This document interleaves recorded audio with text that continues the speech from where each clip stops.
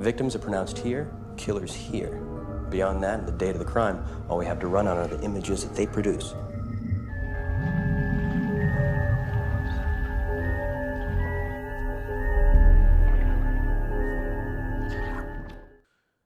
That was a scene from the 2002 movie Minority Report with Tom Cruise, where they have these three precogs who are able to predict the future or predict crime.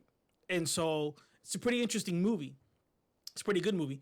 And so they have these three people who can see the future, and they virtually eliminate crime because they solve crime before it happens. And so based on the images that these precogs get, you're able to predict a crime before it happens. And so you get arrested before you even do the crime, which is an interesting, very interesting, the premise of the movie. But it's also super scary because I think that's where we're headed based on this article that I came across today, which is very interesting. Let me bring it up here. So this is an article from the Daily Mail, and it says that accidental leak reveals U.S. government has secretly hit Google with keyword warrants to identify anyone searching for certain names, addresses, and phone numbers. So this is okay. So this is what's scary about this is this was accidentally leaked. And so if it wasn't accidentally leaked, we would have never known that this is actually happening. So the government is working with Google to track keywords, and based on certain keywords will determine if maybe you committed a crime or you're thinking about committing a crime.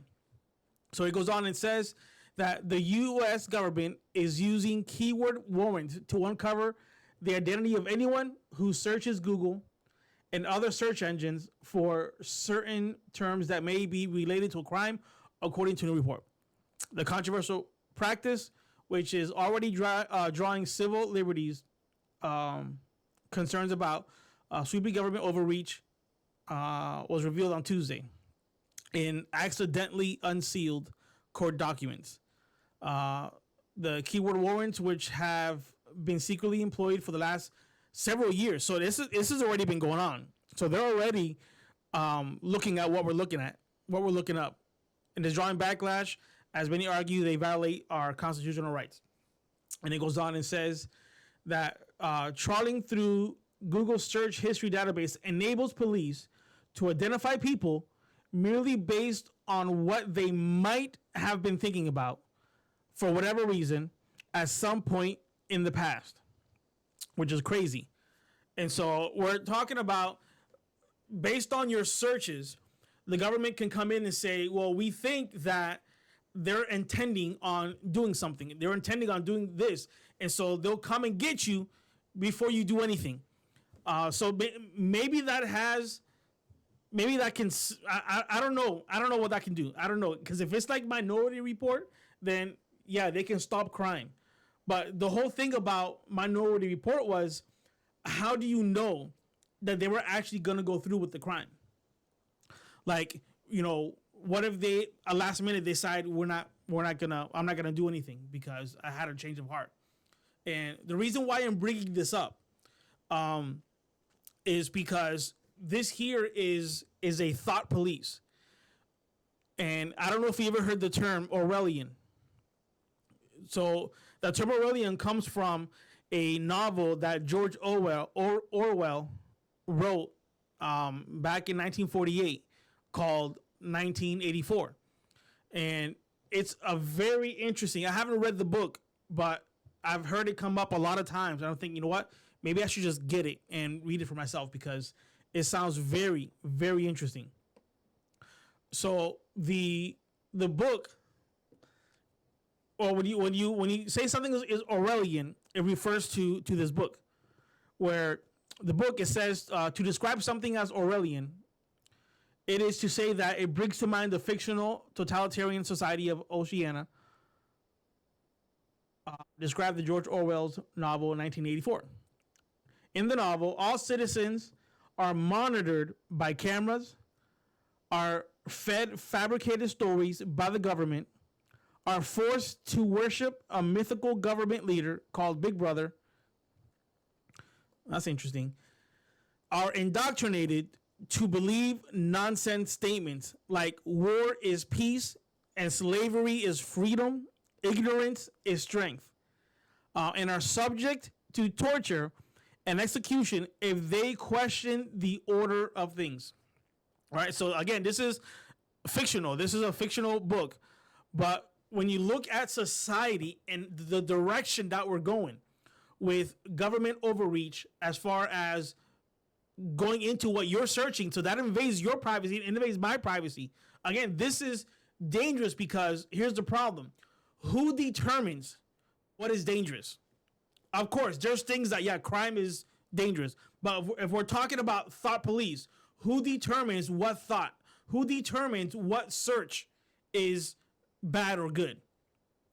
Again, if it's government who is determining what is thought to be a crime or what is contrary to the narrative or contrary to what they want, so this is very, very dangerous because who determines what is right and what is wrong?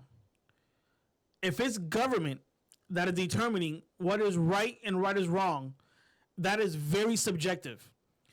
Because if whoever's in government, whoever's in charge, thinks that if you think this certain thing that is evil, then who are we to fight against the government?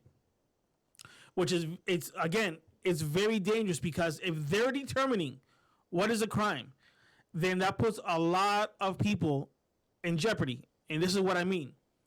There was, well, let me show you this quote. This is from the book. This is from the 1984 book. This is a quote from one of the chapters, from chapter 1. It says, the thought police would get him just the same. He had committed, would have committed, even if he had never sent pen to paper, the essential crime that contained all others in itself. Thought crime, they called it. Thought crime was not a thing that could be concealed forever. You might dodge successfully for a while, even for years, but sooner or later, they were bound to get you. Thought crime. So it looks like we're stepping in that direction of government determining, based on their morals or based on their agenda, what a crime is. And so it doesn't matter who's in the office, Republican, Democrat, Independent, Libertarian, whoever. If they see that what you're saying and what you're doing is against what they want, then it could be considered a crime. Again, why is this dangerous? Because there is already some people that are equating Christians. Again, I'm talking to Christians. Those who believe in Jesus Christ, those who are saved.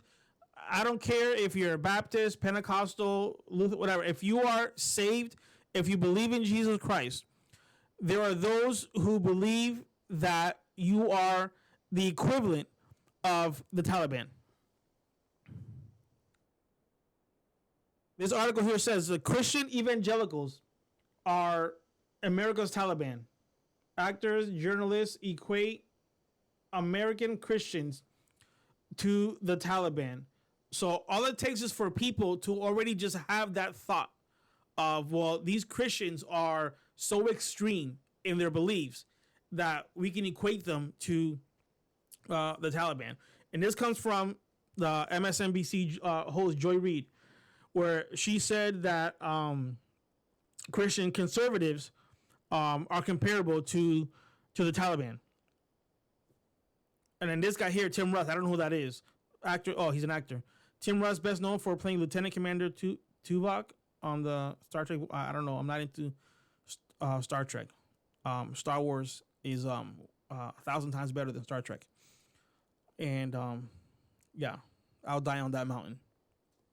So he says, oh, it's the same guy that does the Principal Franklin from iCarly. Yeah, I have a teenage daughter, so yes, I watched a lot of iCarly.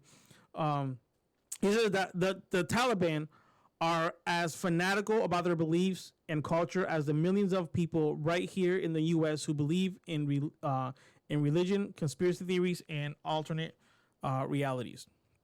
He goes on and says that the U.S. already has, this is him saying, the U.S. already has Sharia law, Christian Sharia law. There is no difference. One religion forces their beliefs and way of life on everyone else, which is against the First Amendment. That is exactly the same thing. Here's the thing. Christians aren't forcing their beliefs on anyone. And it drives me crazy when I hear people say, stop forcing your religion on me. I'll tell you what, if you are weak, if you're that weak where you feel that somebody sharing the gospel is forcing religion on you, then you have issues. That's your problem, because you know what, as Christians, we're called to make disciples of all nations. That's what we believe that, or that's what Jesus told us to do, is make disciples, go out and preach the gospel. Yes, there are some people that can go to the extreme. I have come across some extreme Christians. I really have. But that doesn't mean that that's how we all are. People can't group them all together.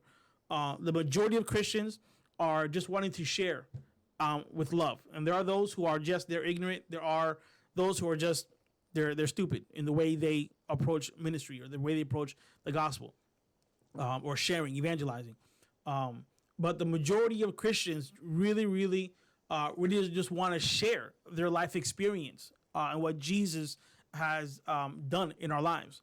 And so for somebody to say that I'm being forced, I've never thought to myself, and when I see somebody who is talking about something that I don't really line up with or agree with, to say, oh, they're forcing it down my throat. No, you know why? I just ignore it. I just, okay, great. That's what you believe. That's what I believe.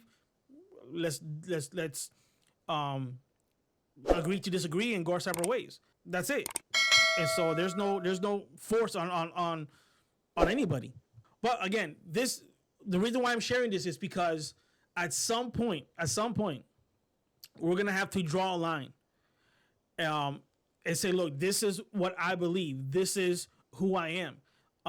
And no matter what the government or the majority or whoever says about me as a Christian, I have to stand for what I believe. I have to stand. If you are a Christian, if you believe in the Bible, then you know what? Let's stand for the Bible. Let's stand for Christian truth. Let's stand for Christian values and believe that God has called us to evangelize and to win the world for Jesus Christ.